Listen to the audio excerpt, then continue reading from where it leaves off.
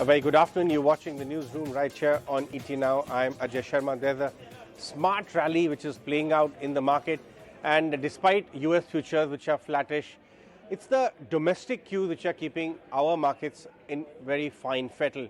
Strong numbers from DMart as well as HDFC Bank, and even the commentary from Bajaj Auto, which are again a consumption related stock.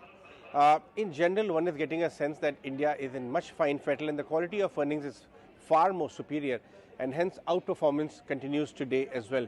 Good 1% rebound after flat to negative opening on Nifty and Bank Nifty. But someone who looks at specific ideas, especially in the broader market, very closely, Rakesh Arora is joining us now with his views. Rakesh, afternoon. Rakesh, first of all, where do you stand on this point? You know, one section of the market is very cautious that no, India cannot outperform. The consumption here would also be hit.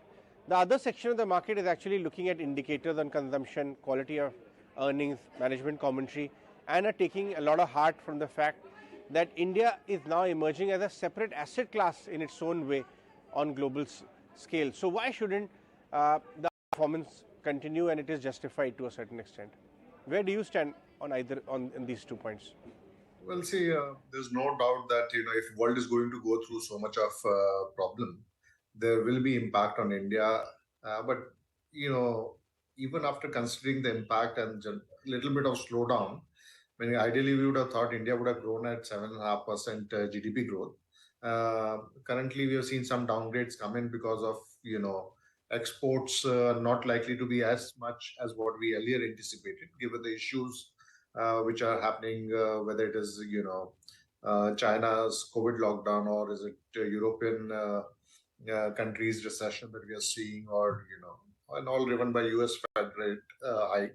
So I think there will be an impact, but I think this is largely understood.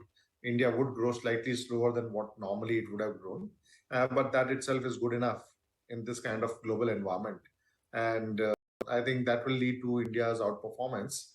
Similar seen and played out in, before global financial crisis.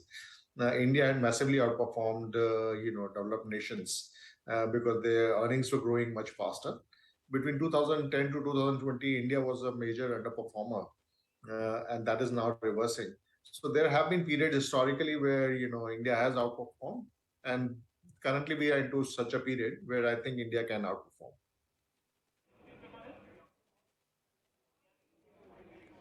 Fair point. Rakesh, what kind of ideas are you studying? If not stocks, give us some themes on what you are studying which have got good potential on earnings or other triggers which can unlock, and it's still not in the price and it's still in the fair value kind of zone. So as we are discussing that, India is a shining spot in the whole global market. So definitely you have to look at sectors which are more, attuned to local and domestic economy. And the largest sector that we have in our market is banking. And that is one sector which is, whatever results which have come out of late have been all very positive. So I think banking will continue to outperform majorly. Currently the rally was largely driven by, two banks, ICICI and Axis. But now it's becoming much more broad-based in the financial sector. So there are a lot of pockets of value still available where investors can look at in the financial space. Apart from this, I'm very bullish on cap goods and cement. Cement companies, yesterday she reported a very dismal number, with margins at much lower level because cost pressures were so high. But they have taken price increases, and I think cement sector will come out. So cement could be one space where, things are downbeat at the moment and investors can look at. Banking sector is just starting to move up. So there's still a lot of space available. And then, the other domestic sectors like infra and cap goods could be the other one to look out for. Okay, so the sense in cement, one quick follow-up, Rakesh, is that this particular quarter would be the worst which cement space would have seen in many quarters. But then subsequently, the coming 2-3 quarters, there could be a sequential improvement in the numbers. Would you agree with this hypothesis? Yeah, I totally agree with that. One is, energy cost, which constitutes almost 30% of cement manufacturing cost, went up pretty sharply. Meaning coal, which was trading at 70-80 dollars, went up to $400. And we all know what happened to oil prices, which were trading at like 50-60 dollars per barrel, went up to 120. So that cost pressure has actually impacted the margins. Number two is that since government was fighting inflation, they were beating down cement companies not to raise cement prices. But now inflation pressures are receding. The cost pressures are also receding for cement companies, and we are into busy season. So we are already hearing, news about price hikes being taken. So I think this quarter would be, fast forgotten when we see numbers for the upcoming quarter and the next quarter. So overall, I think cement is in a very decent space, barring the current numbers which are coming out. Rakesh, how are you placed on small cap and mid cap end of the market? Are you bullish or do you see froth there? Or are you looking for select good stories there as well? So, meaning continuing the theme of global versus domestic, I think small cap and mid cap is largely invested by domestic investors, and they are under no kind of duress or pressure to sell.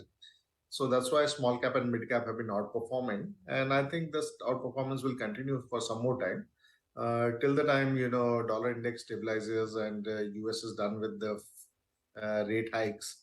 I think small cap and mid cap will continue to outperform. How are you placed on pharma, select pharma? Because one is getting a sense that, perhaps the worst of the pricing pressure in US is getting over on one hand, and good domestic opportunities are arising for many companies, and valuations are not very expensive. So pharma could be a contra bet from current levels over the next 12 months. Do you see that, and which side are you tilted more, generic exporters or domestic formulations? So clearly, pharma stocks have taken a beating now, starting to come back.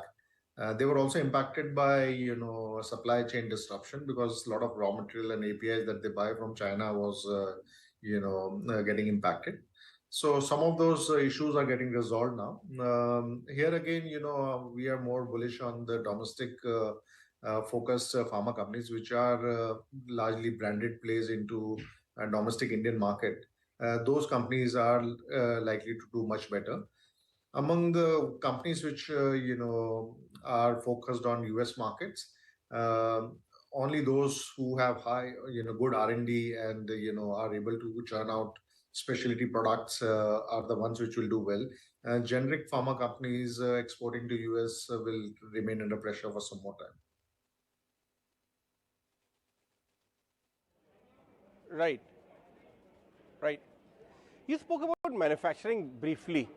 Are you looking at large cap manufacturing companies in the sense that large cap capital goods, or mid tier as well, which are feeder into other manufacturing related processes where valuations are slightly lower but growth visibility is good? See, large cap manufacturing, there's none in India. There's only one L&T, and L&T has been a massive underperformer. I think there are a lot of mid caps and very high quality mid caps into manufacturing space, who are benefiting from the PLI scheme that the government has been running. So, we are more focused on mid cap manufacturing names rather than any large cap.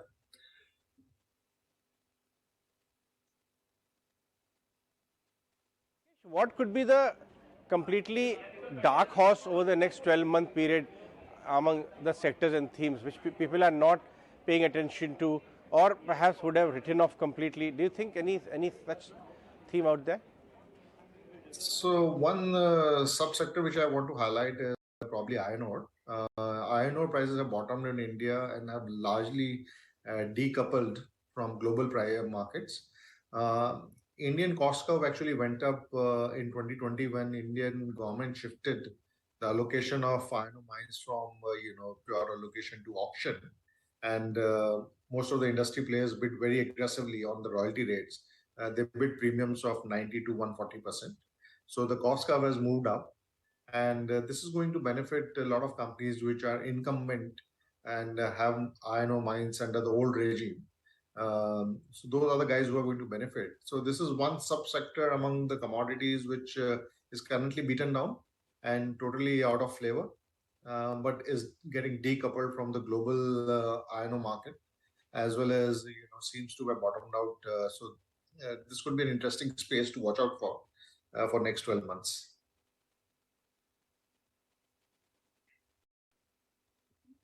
All right, Rakesh, thanks for joining us today with And your opinion on where things are looking.